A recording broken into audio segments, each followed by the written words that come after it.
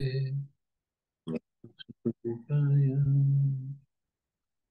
नमो भगवते वासुदेवाय। नारायणं नमस्कृत्य नरं चैव नरोत्तमं देवीं सरस्वतीं व्यासं ततो जयमुदीरये। नष्टप्रायेषु भद्रेषु नित्यं भागवत सेवया भगवति उत्तम श्लोके भक्तिर्भवति नैष्टिकी। So continuing with the discussion on Sri Chaitanya Charitamrita and Leela, chapter 13, pastimes of Jagannathan Pandit and Raghunath Bhatt Goswami.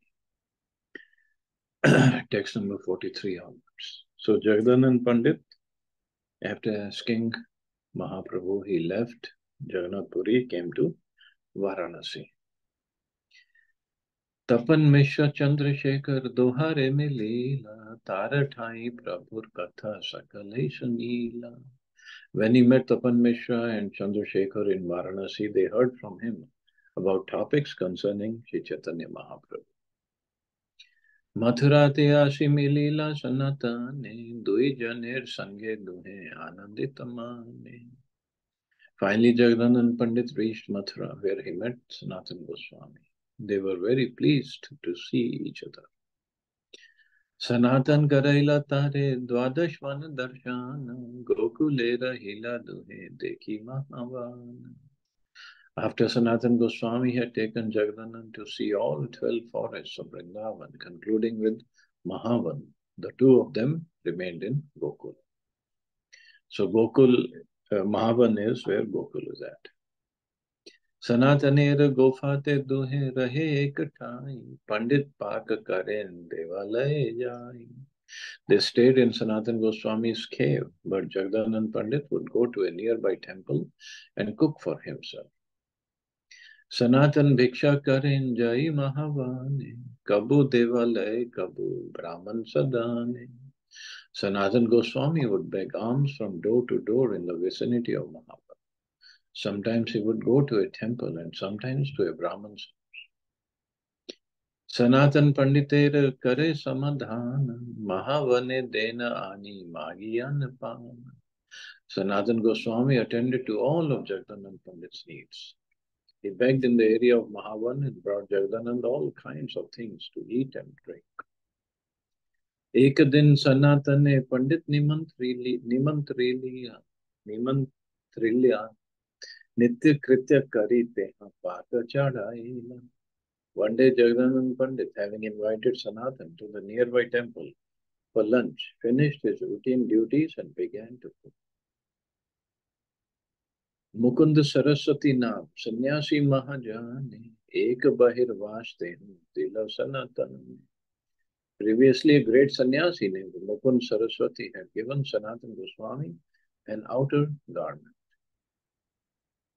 Sanatan sahi vastra mastake bandhiya Jagdanandera vasa dware vasila asiya. Sanatana Goswami was wearing this cloth bound about his head when he came to Jagdanand Pandit's door and said, Ratul Vastra Dekhi Pandit Prema Vishtahai Mahaprabhur Prasad Jani Tahare Puchila. Assuming the reddish cloth to be a gift from Chaitanya Mahaprabhu, Jagdanand Pandit was overwhelmed with ecstatic love. Thus he questioned Sanatana Goswami. कहाँ पैला तुम्ही यही रातुल बसान मुकुंद सरस्वती दिला कहे सनातन. Where did you get that reddish cloth on your head? Jagdanand asked. Sanatana Goswami replied, Mukund Saraswati gave it to me. Shuni Panditer mane krodha upajila bhater handi hate laya marite ahila. Hearing this, Jagdanand Pandit immediately became very angry and took a cooking pot in his hand, intending to beat Sanatana Goswami. Sanatan tare jani lajit haila balite lagila pandit handi chulate dhari. Sanatana Goswami, however, knew Jagdanand Pandit very well and was consequently somewhat ashamed. Jagdanand therefore left the cooking pot on the stove and spoke as follows. तुम्ही महाप्रभुर हो पार्षद प्रधान Tuma sam Mahaprabhur priya nahi. You are one of the chief associates of Sri Chaitanya Mahaprabhu. Indeed, no one is dearer to him than you. Anya sannyasira vastra tumi dhara shire. Kon aiche hai iha pare sahi bahare. Still, you have bound your head with the cloth given to you by another sannyasi. Who can tolerate such behavior? Sanatan kahe sadhu pandit mahashaya. Toma sam chaitanya priya kehana. Sanatan Goswami said, My dear Jagdanand Pandit, you are a greatly learned saint. No one is dearer to Sri Chaitanya Mahaprabhu than you. Aiche Chaitanya Nishtha Yogya Tomate, Tumi na dekhaile iha, Shikiba ke mante. This faith in Sri Chaitanya Mahaprabhu quite befits you. Unless you demonstrate it, how could I learn such faith? Yahan dekhi bare vastra mastake ke bandhi. Sahi apurva prema e pratyaksha dekhi. My purpose in binding my head with the cloth has now been fulfilled because I have personally seen your uncommon love for Sri Chaitanya Mahaprabhu. Rakta Vastra Vaishnavera Paritena Juyai Kona Pravashira Dimu Kikaye Ohai. This saffron cloth is unfit for a Vaishnav to wear. Therefore, I have no use for it. I shall give it to a stranger. Srila Bhakti Siddhanta Saraswati Thakur comments on this incident as Vaishnavas are all liberated persons, unattached to anything material. Therefore, a Vaishnava need not accept the dress of a sannyasi to prove his exalted position. Sri Chaitanya Mahaprabhu accepted the renounce order from a sannyasi of the Mayavad school. Present-day Vaishnava sannyasis, however, never think that by accepting the dress of a sannyas order, they have become equal to Chaitanya Mahaprabhu. In fact, a Vaishnava accepts a sannyas order to remain an eternal servant of his spiritual master. He accepts a sannyas order knowing that he is unequal to his spiritual master, who is a Paramhansa, and he thinks that he is unfit to dress like a Paramhansa. Therefore, a Vaishnava accepts sannyas out of humility, not out of pride. See, sannyas order, it is the highest order.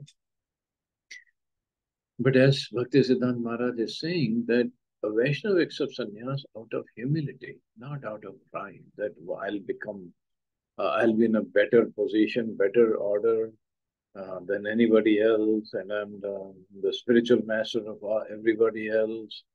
No, that's not the purpose of sannyas. As Bhaktisiddhanta Saraswati Thakur Prabhupada is writing, in fact, a Vaishnava accepts a sannyas order to remain an eternal servant of his spiritual master. That is the whole idea. To serve him with his body, mind, and words. And not as Sanatana Goswami was not wearing saffron cloth. They took Babaji Vesh, which is white cloth, but not even full dhoti, half, angvastra, not even full. So he was although wearing white, but just to test Jagdanand Pandit, he tied the saffron cloth on his head. And Jagdanand Pandit, we saw how angry he got. Sanatana Goswami had adopted the dress of a Paramhansa. Therefore, it was inappropriate for him to wear the saffron cloth on his head. However, a Vaishnava sannyasi does not think himself fit to imitate the dress of a Paramhansa Vaishnava. According to the principle set down by Sri Chaitanya Mahaprabhu, Trinadapi Shunichena, one should always think himself in the lowest stage, not on the level of a Paramhansa Vaishnava. Thus, a Vaishnava will sometimes accept the sannyas order just to keep himself below the level of a Paramhansa Vaishnava. This is the instruction of Srila Bhakti Siddhanta Saraswati Thakur. So the idea is that never time, of course, we are not sannyasis, we are grihasthas. So, but that doesn't mean we start thinking we are better than anybody else. Idea is to remain humble and chant the holy names and serve everybody else. So for that, we have to understand ourselves. I'm on a lower platform for anybody. Even if we see a brahmachari, we should think, I'm on a lower platform. That is the safest platform to be at.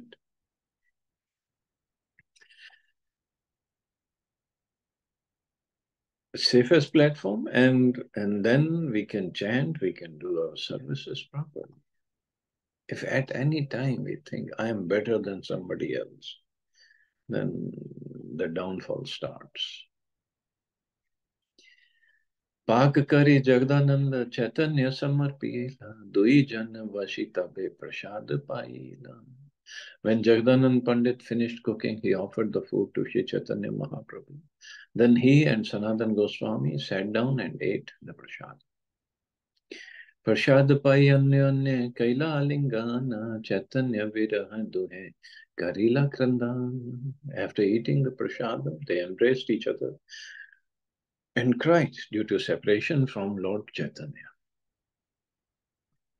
Ei mat mas dui rahila vrindavane Chaitanya viraha dukha na jaye sahane. They passed 2 months in Vrindavan in this way. Finally, they could no longer tolerate the unhappiness of separation from Shri Chaitanya Mahaprabhu. Mahaprabhur Sandesh Kahila Sanatane Ami Asite Chizahite Kariha Ekasthane. Jagdanand Pandit therefore gave Sanatan Goswami the message from the Lord. I am also coming to Vrindavan. Please arrange a place for me to stay. Jagdanand Pandit tabbe agya magila Sanatan prabhure kichu bhet vastu dila. When Sanatan Goswami granted permission for Jagdanand to return to Jagannath Puri, Sanatan gave Jagdanand some gifts for Lord Chaitanya Mahaprabhu. Rasa sthalir valu ar govardhanera shila shushka paka pilu fal ar gunjamala.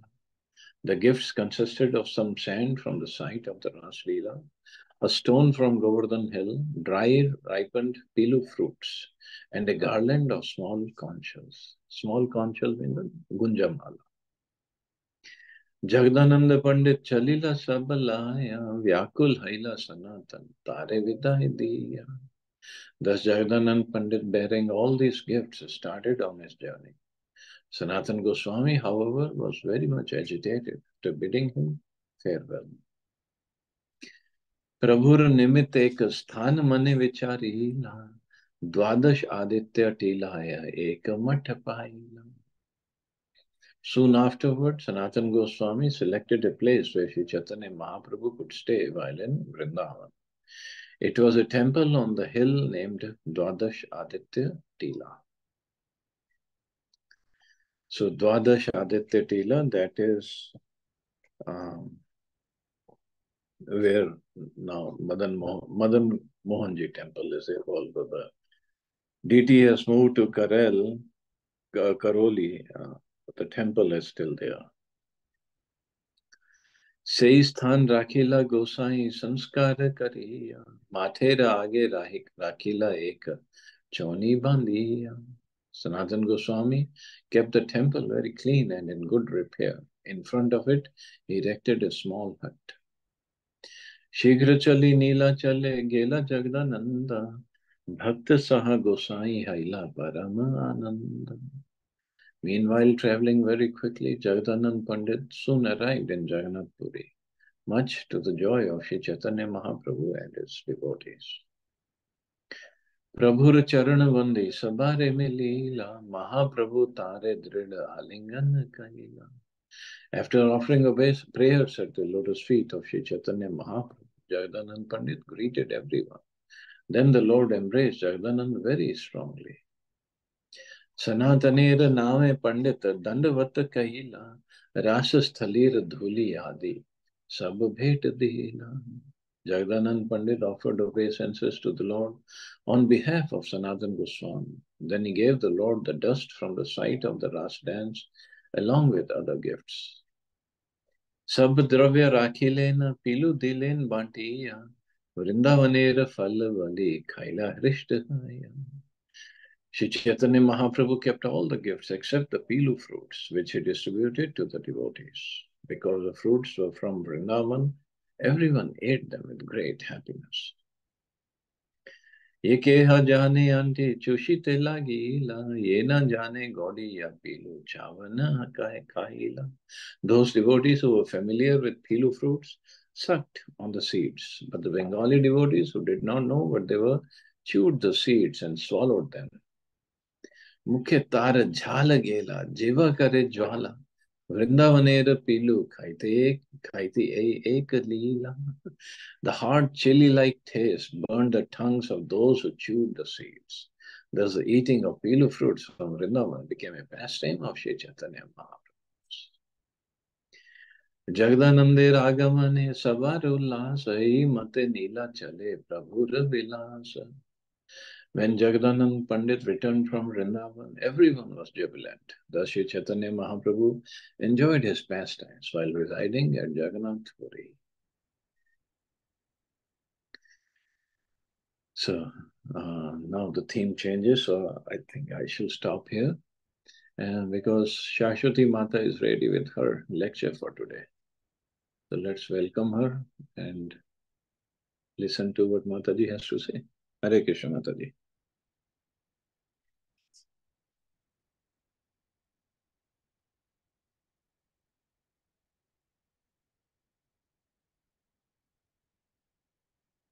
Shashwati Mata? Hare Krishna, Prabhuji. Yes, Yeah, Prabhuji. ready? Yes, Prabhuji, I'm ready, Prabhuji. I'll share my screen, Prabhuji. So I'm thinking, will I be able to share or not? Yeah, I think so. No, Prabhuji, you are the host, na? So you have What do to I have to do? make me the co-host so that I can share the screen, Prabhuji. How do I make you co-host? Prabhuji, if you click beside that more option, I think it would show you. Or else I can Okay, just I'm speak. making you host. Okay, Prabhuji. I think we can share it. It's already, I think, open. I was trying, Prabhuji. It was not happening. Oh, yeah. Now it's happening, Prabhuji. Yes, Prabhu. You're the host now. Yes, Prabhuji. You're the host, I am the ghost now. Okay, Prabhuji. So, Hare Krishna, everyone. So, this is just one small attempt on the instructions of Prabhuji, and I just couldn't say him no because उनका इतना सुना है तो अब मना नहीं कर सकते.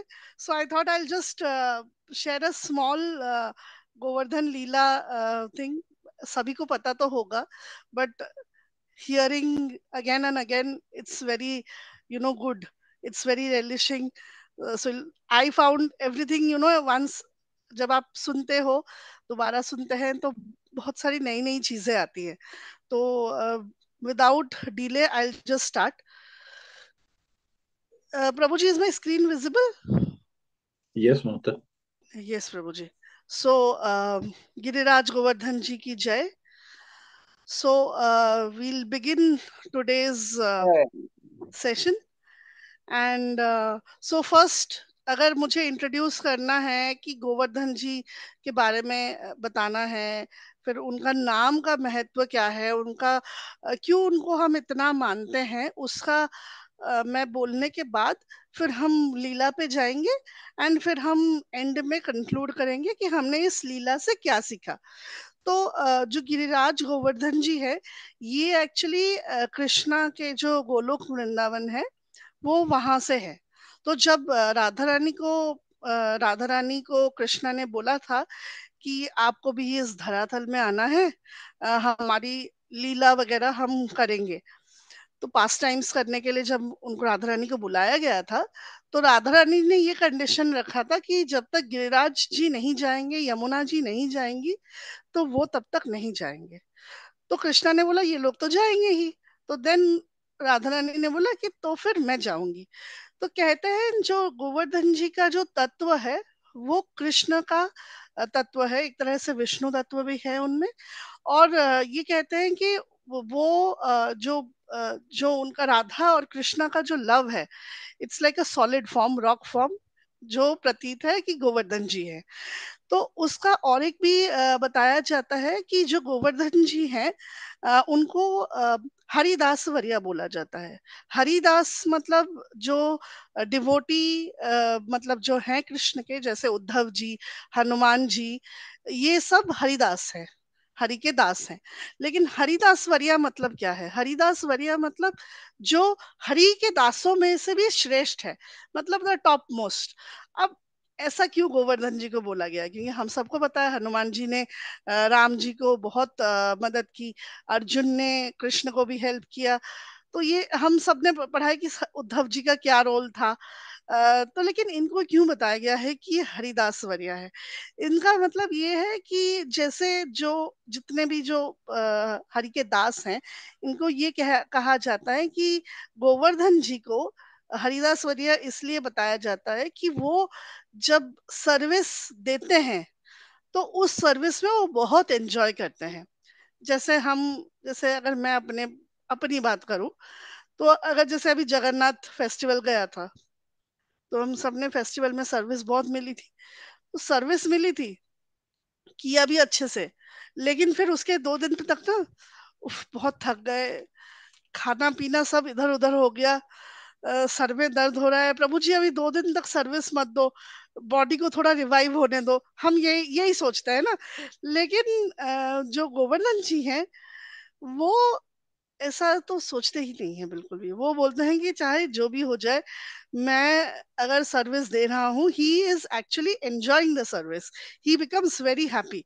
हमारा भी वही वो होना चाहिए कि हमारा एम यही है कि we should be happy while doing service, but अभी मेरा वो स्टेज नहीं आया है, तो वो एम है कि वो आ जाए।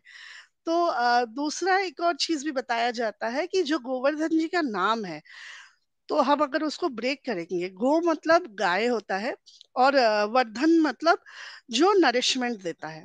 इसका गोवर्धन का एक और भी मतलब है, जो गो होते हैं, हमने पढ़ा है कि गो हम बोलते हैं हमारे सेंसेस को, जो हमारे इंद्रियां हैं। और जो वर्धन है, मतलब जो उस सेंसेस को इंक्रीज करता है। तो जो डिवोटीज हैं वो बोलते हैं जो गोवर्धन जी हैं, उनका नाम का मतलब होता है कि जो हमारे सेंसेस को इंक्रीज करता है कृष्ण की तरफ, हमारी अट्रैक्शन को इंक्रीज करता है कृष्ण की तरफ। तो ये तो हमने उनका नाम और उनका तत्व जान लिया। अब गोवर्धन जी का बड़ा सुंदर जो स्टोरी है उनका बर्थ का, कि वो कैसे प्रकट्य हुए, वो भी बहुत सुंदर है। तो हुआ ऐसा था कि गोवर्धन जी का जो बर्थ हुआ था, जो उनके फादर है द्रोणांचल पर्वत करके। तो एक बारी क्या हुआ कि जब उनका प्राकट्य हुआ, मतलब उनके फादर के पास, तो सारे जो भी अदर माउंटेन्स थे, वो बहुत खुश हो गए, क्योंकि उन सबको पता था कि गोवर्धन जी का फॉर्च्यून बहुत अच्छा है, क्योंकि उनको फ्यूचर में आगे चल के वो कृष्ण लीला के एक मेन अंग होंगे। तो सब लोग जब वो उनका प्राकट्य हुआ, तो डेमिगॉड्स और बाकी सारे पर्वतों ने उनके ऊपर फ्लावर की फूलों की बौछार करी। फिर इतने में क्या हुआ था कि एक ऋषि मुनि थे पुलत्सया करके, तो वो ट्रैवल कर रहे थे। तो उन्होंने द्रोणांचल पर्वत जी को बोला कि मुझे वाराणसी में मैं तप करता हूँ, एंड वहां पे कहीं कोई पर्वत नहीं है, तो और मैं अच्छे से तप नहीं कर पाता हूँ क्योंकि बहुत एक्सट्रीम वेदर कंडीशंस हो जाता है, तो मुझे एक सुंदर सा पर्वत चाहिए। तो अब द्रोणांचल बोलते हैं कि भाई मैं पहले गोवर्धन जी को छिपा देता हूँ, और वो उनको दूसरे पहाड़ों को दिखाता है कि आप देखिए मुनिवर, आपको कौन सा चाहिए। तो अचानक से वहां पे उनको पीछे छुपा हुआ गोवर्धन जी दिख जाते हैं। तो वो गोवर्धन जी को बोलते हैं मुझे तो वो वाला चाहिए, ये तो इतना सुंदर है, तो आप इसको क्यों नहीं दे रहे हो मुझे? तो वो बोलते हैं ठीक है मुनिवर, आप ले जाइए। तो बाकी सब पूछते हैं तो आपने मना क्यों नहीं किया उनको, अगर आपको गोवर्धन जी देने नहीं थे? तो वो बाकी पहाड़ों से बोलते हैं कि भाई देखो मुनिवर है, मैं उनको कुछ बोल नहीं सकता, कहीं श्राप वगैरह दे देंगे तो और भी मुश्किल हो जाएगा। तो कोई बात नहीं, गोवर्धन जी को जाने दो। तो गोवर्धन जी एक कंडीशन रखते हैं मुनिवर के सामने। वो ये बोलते हैं कि देखो मैं चलूंगा तुम्हारे साथ अ, तब तक जब तक तुम मुझे नीचे जमीन पे नहीं रखते। तो पुलत्स्य मुनि मान जाते हैं, बोलते हैं कि हाँ ठीक है चलेंगे। तो वो चलते हैं। तो जब वहां से चल के वो जब व्रज की भूमि पे आते हैं, तो क्या होता है कि पुलत्स्य मुनि को नेचर्स कॉल आती है एंड वो एकदम अनबेरेबल होती है। वैसे तो वो एक बहुत बड़े मुनिवर हैं, तो he had that control of senses. तो वो ये सोचने लगते हैं कि ऐसा तो मैंने उतने दिनों से कुछ खाया नहीं ना पिया नहीं, तो व्हाई दिस। तो बट अब उनको समझ में आता नहीं है और वो क्या करते हैं, गोवर्धन जी को नीचे रख लेते हैं और वो अपना नेचर कॉल के लिए चले जाते हैं। जब वो वापस आते हैं, तो गोवर्धन जी ने जो बोला था, वो बोलते हैं कि मैं तो भाई हिलूंगा नहीं, अब तो आपने मुझे रख लिया, मैं यहीं पे ही विराजमान रहूंगा। और ये एक्चुअली बोला जाता है कि क्योंकि गोवर्धन जी को पता था कि यहीं पे कृष्ण उनकी लीला होगी, तो वो जब ब्रजभूमि पे उनको उतरने का मन था, तो ये सारा लीला उसी तरह से हुआ है। एंड फिर पुलस्त्य मुनि ने उनको गुस्से से अभिशाप देते हैं कि तुम एक जो सरसों, जो राई होता है हम घर में इस्तेमाल करते हैं, उसके समान प्रतिदिन तुम कम होते जाओगे। तो ये हुआ था सतयुग में। तो मूविंग फॉरवर्ड कि हमारी लीला में गोवर्धन जी का क्या रोल है। तो अभी ये तो मैंने जस्ट अपने लिए कुछ पॉइंटर्स रखा है ताकि मैं ना भूल जाऊं। तो जब हम कृष्ण लीला की तरफ चलते हैं, तो उधर कैसा है कि जब कृष्ण जैसे जब वापस आ रहे हैं ब्राह्मण पत्नियों से अपना सर्विस एक्सेप्ट करके, तो वो जब शाम को आते हैं, देखते हैं नंद बाबा और सारे जो वरिष्ठ गोप श्रेष्ठ गोपियां हैं, ये सब बहुत बिजी हैं, कुछ तो प्रिपरेशन कर रहे हैं। तो कृष्ण पूछते हैं कि नंद बाबा को कि बाबा हम ये क्या तैयारी कर रहे हैं, आप मुझे इसके बारे में डिटेल में बताइए। नंद महाराज और वहां पे जितने भी बुजुर्ग और श्रेष्ठ गोप है, वो सब बिजी होते हैं, तो कृष्ण को इग्नोर कर देते हैं। तो कृष्ण बहुत ही बारंबार जब उनको पूछते रहते हैं कि बाबा मुझे बताइए ये क्या है, इस पूजा का महत्व क्यों हम कर रहे हैं। तो नंद महाराज रुक जाते हैं, बोलते हैं कि मैं बताऊंगा तुमको लल्ला, बताऊंगा। फिर कृष्ण उनको बोलते हैं, नंद बाबा देखो, जो संत लोग होते हैं, जो महात्मा होते हैं, वो कभी किसी से कुछ चीज छुपाते नहीं है। क्योंकि हम उनसे छुपाते हैं जब हमारे मन में किसी की तरफ ईर्ष्या या द्वेष होता है, तब हम उनको छुपाते हैं। बट अगर हमारे मन में कोई द्वेष नहीं है, तो हम क्या कर रहे हैं हमें ये बताना चाहिए। और क्योंकि मैं आपका बेटा हूँ, अगर ये कोई फैमिली ट्रेडिशन है, तो मुझे तो ये जानना ही पड़ेगा, क्योंकि आगे चल के मुझे भी इसको करना है। तो वहां पे मौजूद जितने भी नंद बाबा के साथ सब श्रेष्ठ गोप सखा थे और वरिष्ठ ग्वाले थे, उन सब ने एकमत होके कहा कि हम इंद्र की पूजा कर रहे हैं, क्योंकि हम अ, वैश्य कम्युनिटी से बिलोंग करते हैं, और वैश्य कम्युनिटी का काम है कि गौरक्षण, वाणिज्य और खेती ये करना। और उसके लिए वर्षा बहुत जरूरी है, और वर्षा हमें इंद्र की कृपा से मिलता है। तो इंद्र को प्रसन्न करने के लिए, एक थैंक यू बोलने के लिए, हम ये छोटा सा इंद्र का पूजा करते हैं। तो उसी समय कृष्ण उनको बहुत सारे रीजंस देते हैं कि हमें इंद्र पूजा क्यों नहीं करनी चाहिए। तो पहले जैसे कृष्ण, हम सबने भी पढ़ा है कि भगवत गीता में ये लिखा हुआ है कि हमें डेमिगॉड्स की वर्शिप नहीं करनी है, क्योंकि जो डेमिगॉड की वर्शिप करते हैं, उनको बोला जाता है कि वो लेस इंटेलिजेंट है। और जो डेमिगॉड का वर्शिप है, वो एक्चुअली कहते हैं कि इट्स फॉर मटेरियल एडवांसमेंट। तो एंड ये जो भी हम डेमिगॉड से मांगते हैं, सपोजिंग गणेश जी से मांगते हैं या मैया देवी मैया माता से मांगते हैं, तो वो क्या होता है, वो हमें उसका फल डायरेक्टली नहीं दे सकते। वो भी कृष्णा को पूछेंगे कि क्या हम इनको सैंक्शन कर लें, फिर कृष्णा बोलेंगे हाँ कर लो, तो फिर हमें वो फल मिलता है। तो इसीलिए वो बोलते हैं कि डेमीगॉड वर्शिप तो बिल्कुल करना ही नहीं चाहिए। कृष्णा इसका खंडन करते हैं भगवत गीता में कि डेमीगॉड वर्शिप हमें नहीं करना चाहिए। और जस्ट अ सेकंड प्रभु जी, পরে কথা হবে, পরে কথা है।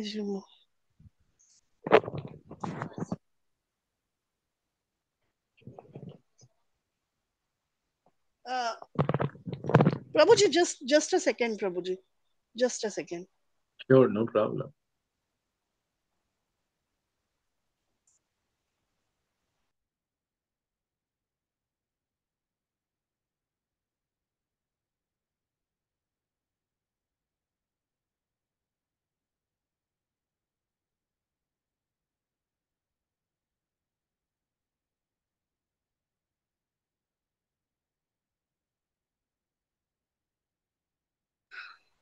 Sorry, Prabhu ji, little disturbance in between. Sorry, devotees. That's okay.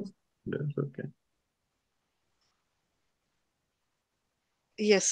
So, Krishna absolutely खंडन करते हैं भगवत गीता में कि हमें डेमिगॉड की वर्शिप करनी ही नहीं है।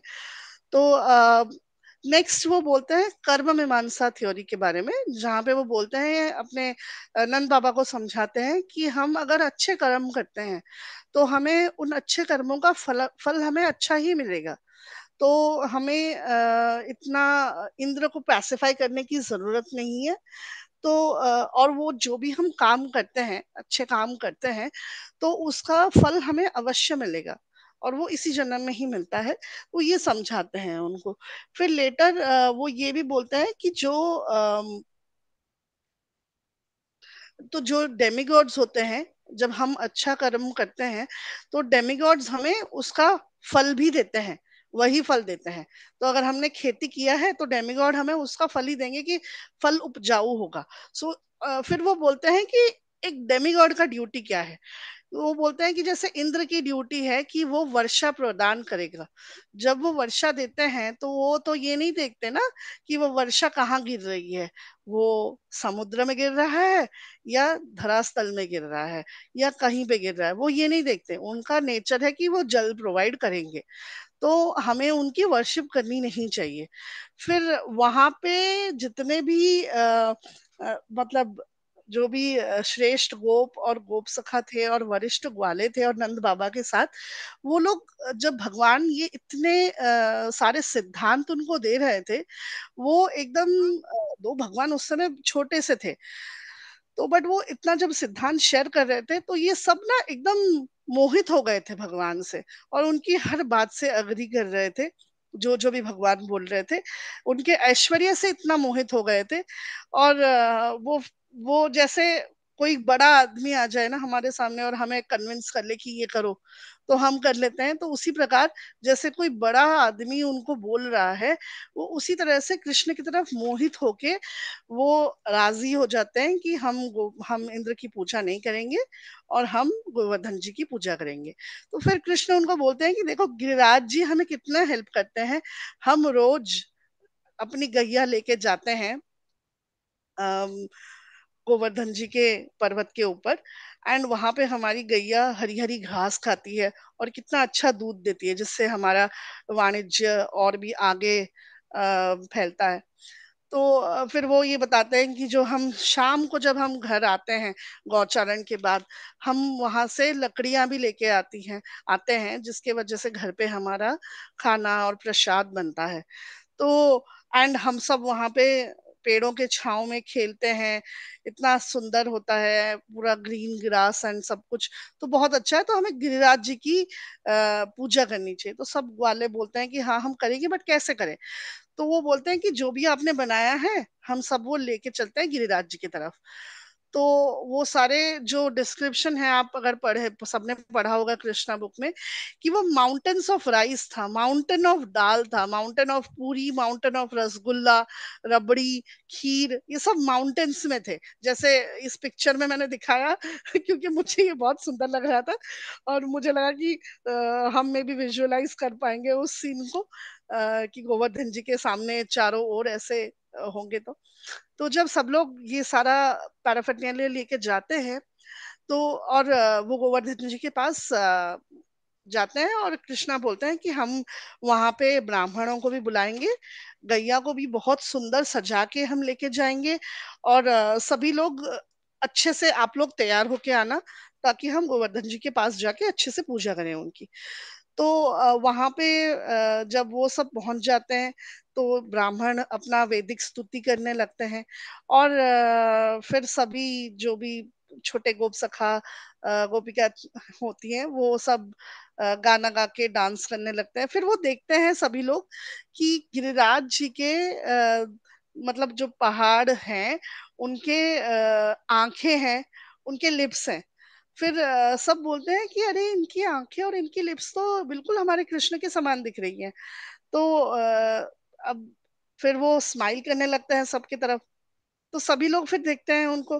फिर कृष्ण बोलते हैं, अरे गिरिराज जी हमें देख के रेसिप्रोकेट कर रहे हैं, तो हम सबको उनको दंडवत प्रणाम करना चाहिए, और आप लोग सब मत्था टेको, वो बोलते हैं। तो सभी लोग एकदम माथा टेकते हैं। तो फिर वो सभी लोग प्रार्थना करते हैं कि गिरिराज जी, हमने ये ऑफरिंग करी है आपके लिए, तो आप प्लीज इसको एक्सेप्ट करिए।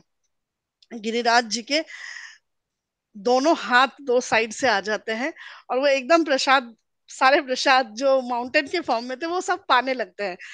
तो सारे चीजें एकदम फटाफट फटाफट वो पाते हैं, एंड सब लोग बहुत खुश हो जाते हैं कि गिरिराज जी हमारा जो हमने ऑफरिंग किया है बहुत सुंदर से पा रहे हैं। फिर कृष्णा बोलते हैं, अब हमें गिरिराज जी के चारों तरफ हमें सर्कम्बुलेट करना चाहिए। फिर सब लोग कीर्तन करते करते वो लोग सर्कम्बुलेट करते हैं। फिर जो प्रसाद जो उन्होंने चढ़ाया था, फिर गिरिराज जी एक एक करके उनको सारे प्रसाद वापस करते हैं। फिर वापस देने के बाद ये प्रसाद सभी जनों में डिस्ट्रीब्यूट होता है, और वहां पे जो भी मौजूद थे, जैसे एनिमल्स वगैरह, डॉग्स, उन सबको भी दिया जाता है, और सब लोग प्रसाद पाते हैं, बहुत खुश होते हैं, और फिर सब लोग अपने अपने घर वापस जाते हैं। तो इसके बाद क्या होता है कि इंद्रदेव, जो जिनके लिए ये पूजा होनी थी, उनको रिपोर्टिंग जाती है कि भाई आपकी तो पूजा हुई नहीं है, तो ऐसा कुछ अभी ये ब्रिजवासी ने किया नहीं है, और उन्होंने किसी गोवर्धन जी का पूजा कर दिया है। तो इंद्रदेव बहुत गुस्सा हो जाते हैं, बोलते हैं कि भाई ये क्या है, ये ब्रजवासी तो महामूर्ख हो गए हैं, एक छोटे से अबोध बालक के लिए वो मेरा पूजा रोक दिया उन्होंने, उनका बहुत दुस्साहस है। तो फिर वो क्या करते हैं, वो गुस्से में बुलाते हैं संवर्तक मेघ को। अब ये जो संवर्तक मेघ है, ये एक्चुअली बुलाया जाता है प्रलय के समय, इसका आवाहन होता है, जब सृष्टि में प्रलय लाना होता है। तो वो जब उनको बुलाते हैं, तो संवर्तक मेघ बोलते हैं कि प्रभु, हमें क्यों आवाहन किया आपने? तो इंद्रदेव बोलते हैं, आप जाओ और पूरा व्रजभूमि को, व्रजभूमि में जितने भी लोग हैं सबको मार दो, मुझे कोई भी वहां पे जीवित नहीं चाहिए। तो उन लोगों ने ऐसे ऐसे किया है। तो संवर्तका में एक बोलते हैं, नहीं प्रभु, ऐसा कैसे करें, ये करना सही नहीं होगा। तो बोलते हैं, आप जाओ, मैं आपके पीछे पीछे आ रहा हूँ।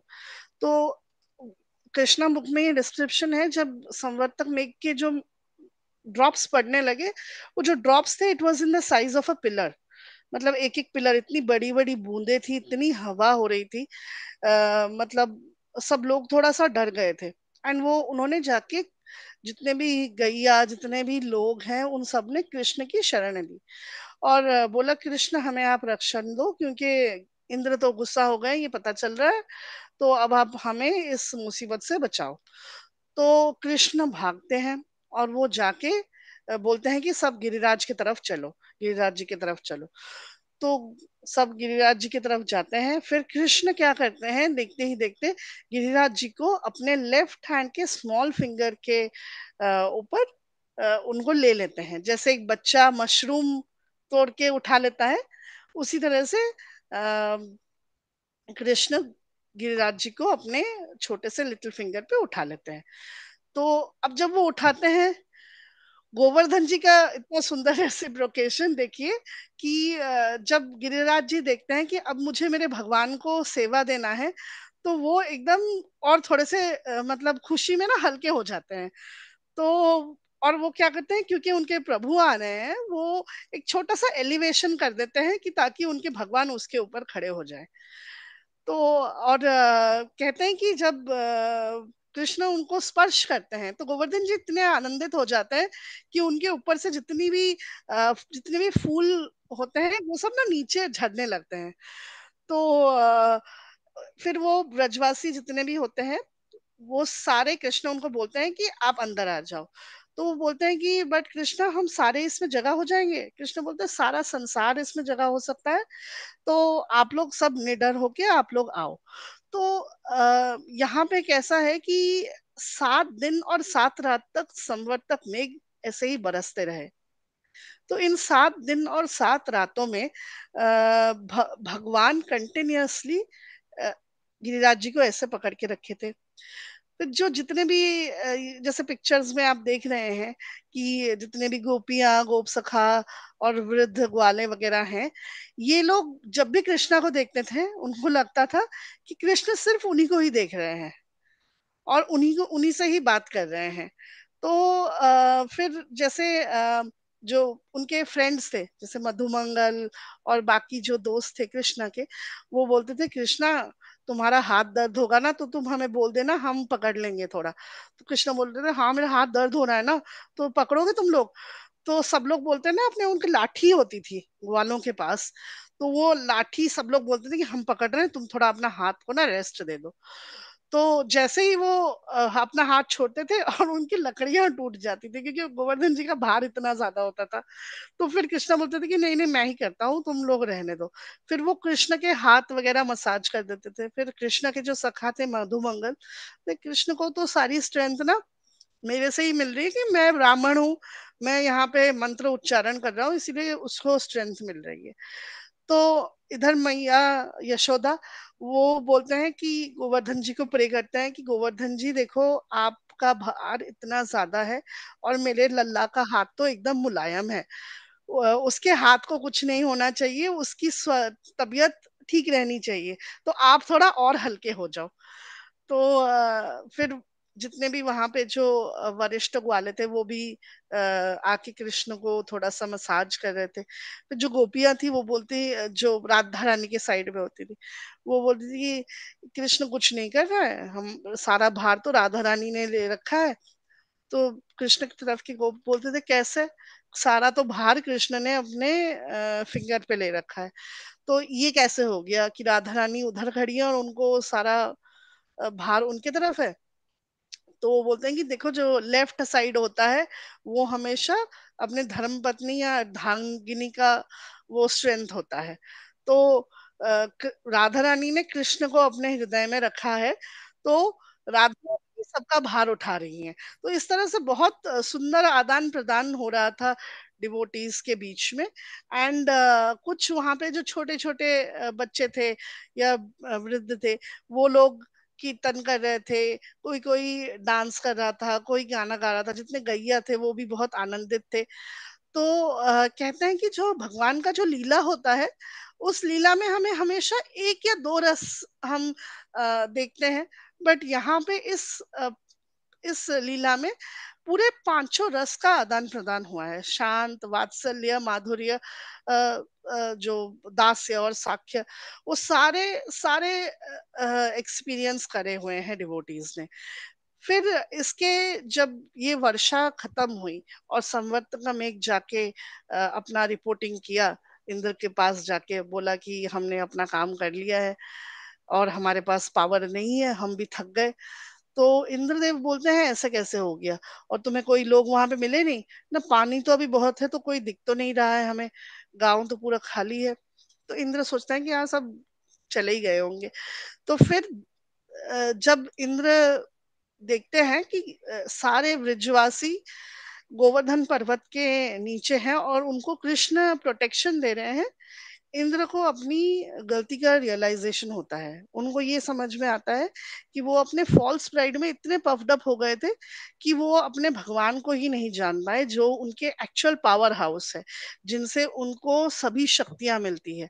तो वो ये जो बहुत बड़ा अपराध हो गया उनसे, वो उसके लिए सोचते हैं मैं कैसे क्षमा याचना करूँ। फिर वो जाते हैं ब्रह्मा जी के पास और उनको सारी बातें बताते हैं और उनको पूछते हैं कि ब्रह्मा जी अब आप मुझे बताइए कि मैं कैसे जाऊं। फिर ब्रह्मा जी उनको बोलते हैं कि आप एक काम करो, आप सुरभि गाय को अपने साथ लेके जाओ। तो अगले दिन जब सब लोग अपने, जब सूख जाता है सब कुछ और जब गोपियां वापस जाती हैं वो अपने अपने गांव में जाने के लिए, तो थोड़े से दुखी होते हैं कि अब वो कृष्ण को हमेशा नहीं देख पाएंगी, ऐसे जैसे इन्होंने 7 दिन 7 रात तक देखा था। तो थोड़े दुखी होके जा रहे थे। तो जब वो वापस अपने अपने घर में पहुंच जाते हैं और कृष्ण अपने घर के पास होते हैं, तो वो देखते हैं सुरभि गाय उनके तरफ आ रही है, कृष्ण और बलराम। तो वो सुरभि गाय को देख के बहुत ही खुश हो जाते हैं। वो बोलते हैं कि अरे सुरभि गाय आ रही है। तो सुरभि गाय बोलती है कि मेरे साथ कोई आया है और आपसे कुछ बोलना चाहता है। तो बोलते हैं कौन है। तो देखते हैं पीछे इंद्रदेव खड़े हैं। तो इंद्रदेव बहुत पश्चाताप करते हैं, बोलते हैं कि प्रभु मैं महामूर्ख हूँ। मैं जब ये जो सर्विस मुझे मिली है वो आपकी कृपा से मिली है और मैं इस सर्विस को करते करते मुझे ऐसा लगा कि मैं ही सुप्रीम कंट्रोलर हूँ, मैं ही नियंता हूँ, मैं ही सब कुछ अध्यक्ष कर रहा हूँ। तो अब लेकिन मेरा जो ये अहंकार था, जो मैं फॉल्स प्राइड से पफ अप हो गया था, उसको आपने तोड़ दिया और मुझे पता चल गया कि मैं कितनी बड़ी गलती कर रहा था। और अब आप प्लीज मुझे अपने शरण में ले लीजिए ताकि मेरे से और कोई गलती ना हो। तो फिर कृष्ण उनको माफ कर देते हैं। लेकिन क्योंकि इंद्र जी कृष्ण को और प्रसन्न करना चाह रहे थे, फिर वो वहां पे जो गंगा जल से उनका अभिषेक करते हैं, सुरभि गाय दूध से उनका अभिषेक करती है, फिर और भी बहुत सारे द्रव्यों से, स्वीट चीजों से उनका अभिषेक करते हैं। तो ये जो सारा लिक्विड जब और कृष्ण के उससे बह के जब नीचे जाता है, तो जो भी नदियों वगैरह में वहां पे थे, तो वो बड़ा ही स्वीट और एक बहुत बहुत ही मधुर टेस्ट आता है, एरोमेटिक स्मेल आता है उसमें से। तो और ये ये थी आज का जो हमारा लीला का अंत। बट इस लीला से हमें क्या क्या सीख मिलती है, ये भी जानना बहुत जरूरी है। तो इस लीला से वैसे तो अनेक अनेक शिक्षाएं हैं, बट मेरे को 5 चीजें ऐसी लगी कि ये थोड़ी सी जरूरी है। जैसे हम सबको पता है कि भगवान जब एक लीला करते हैं, तो उस एक लीला में वो कहावत है ना कि एक तीर से 2 शिकार। तो आई थिंक भगवान के लिए वो 2 शिकार नहीं होते हैं, वो असंख्य शिकार होते हैं। मतलब उनका जो कहने का मतलब है कि एक लीला में उनके हजार चीजें, हजार टीचिंग्स होती हैं। तो एक सबसे बड़ा चीज ये है कि जो लॉर्ड है वो हमेशा हमें प्रोटेक्ट करेंगे, डिवोटीज को हमेशा प्रोटेक्ट करते हैं। तो जैसे भगवत गीता में भी बताया गया है कि मैं अपने डिवोटीज का फॉल कभी नहीं करता हूँ, मैं हमेशा अपना डिवोटीज का रक्षण करता हूँ। फिर हम भगवत गीता भागवतम क्लास में या घर पे भी जब आरती होती है, हम ये एक राधा माधव का हम एक गीत आरती गाते हैं ना, राधा माधव कुंज विहारी गोपी जन वल्लभ गिरिवरधारी। तो वो एक्चुअली गोपीजन वल्लभ और गिरिवरधारी है। तो वो हमेशा हमेशा हर डिवोटी को, अगर हमने सरेंडर किया है उनके पास, तो वो हमें डेफिनेटली प्रोटेक्ट करेंगे। जैसे उन्होंने जब द्रौपदी को उनका शरण लिया, तो उन्होंने प्रोटेक्ट किया। गोवर्धन लीला में सभी ग्वालपालों ने उनका शरण लिया, तो उन्होंने प्रोटेक्ट किया। ऐसे ही बहुत सारी लीलाएं हैं, हम सबको पता है कि भगवान अपने जो डिवोटीज हैं उनकी रक्षण करते ही करते हैं। दूसरा कारण था कि उनको अपने इंद्रदेव का फॉल्स प्राइड जो है वो तोड़ना था। एक तो ये है। अब दूसरा इसमें हमारे लिए क्या सीख है, जैसे इंद्र का फॉल्स प्राइड है। एक्चुअली होता है कि हम भी डिवोटीज हैं, तो हम सब वैसे तो क्योंकि हम भगवान के अंश हैं, तो हमारा कॉन्शियसनेस इज प्योर, बट जब हम इस मटेरियल वर्ल्ड में आते हैं तो हमारा ना बहुत सारा आवरण हो जाता है, मतलब हम बहुत सारे कवरिंग्स में हो जाते हैं। तो हम जब हम सोचते हैं अच्छा मैं तो डिवोटी हूँ, मैं तो सुला मला कर रहा हूँ, मैं तो ये भी सेवा कर रही हूँ, वो भी सेवा कर रहा हूँ, तो हमारे अंदर ना कभी कभी वो हम एक कॉम्प्लेसेंट एटीट्यूड भी आ जाता है, और हमें लगता है कि हाँ हम ये कर लेंगे, वो कर लेंगे। हमारे अंदर शायद कुछ चीजें ऐसी आवरण आ जाती है प्राइड की, या कोई भी ऐसा अनर्था की आ जाती है।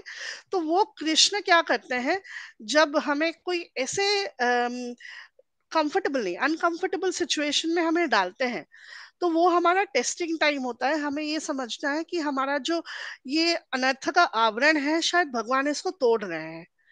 तो तो उस टाइम पे हम किस तरह से रिएक्ट करते हैं, वो होता है हमारा एक्चुअल वी। तो मतलब ये मैं अपने जब ये फॉल्स प्राइड इंद्र का जो मैं बता रही थी, मैं उससे ये रिलेट कर पा रही थी। फिर दूसरा तीसरा ये पॉइंट है कि भगवान भावग्राही है। वो हर किसी डिवोटी के हार्ट में रहते हैं, और वो हर डिवोटी के इच्छा को समझते हैं। जैसे ब्रजवासियों का वो था मन में कि जैसे गोपियों की बात करें, तो गोपियां पूजा करती थी सूर्य देव की। तो उनकी जब मैया ने पूछा कि सूर्य देव की क्यों पूजा कर रहे हो ना, हमें अच्छा वर मिले, लेकिन एक्चुअली वो सूर्य देव की पूजा इसलिए करती थी, वो थी कि सूर्य देव जल्दी अस्त हो जाए, तो फिर हम कृष्ण से मिलने जाए। और ग्वालपाल जो थे, मतलब जो कृष्ण के सखा थे, वो सब बोलते थे कि वो हम मून की पूजा करते हैं। तो उनके जब फैमिली में पूछा गया, "बे, तुम क्यों मून की पूजा कर रहे हो ना, मून में बहुत रस होता है।" जैसे हमने पढ़ा है भगवत गीता चैप्टर 15 में कि जो रस है जो हमें फलों से या वेजिटेबल से मिलता है, वो मून से आता है। तो वो मून का जो रस है, हमें वो चाहिए ताकि हमारा शरीर अच्छा रहे। तो लेकिन वो एक्चुअली प्रे करते थे कि भाई मून जल्दी आप चले जाओ, ताकि सन फिर आए और हम फिर कृष्ण के साथ गोचरण करने जाएं। और जो ग्वालपाल थे, जो वरिष्ठ थे, वो हमेशा ये सोचते थे कि कृष्ण काश हम कृष्ण की सेवा कर पाते, हम कृष्ण को मैया के जैसे हमेशा उसके साथ रह पाते, या नंद बाबा के जैसे उनके साथ रह पाते। तो कृष्ण ने सबके हार्ट में रह के सबके फीलिंग्स को समझा था, मतलब समझते हैं, था नहीं, समझते हैं।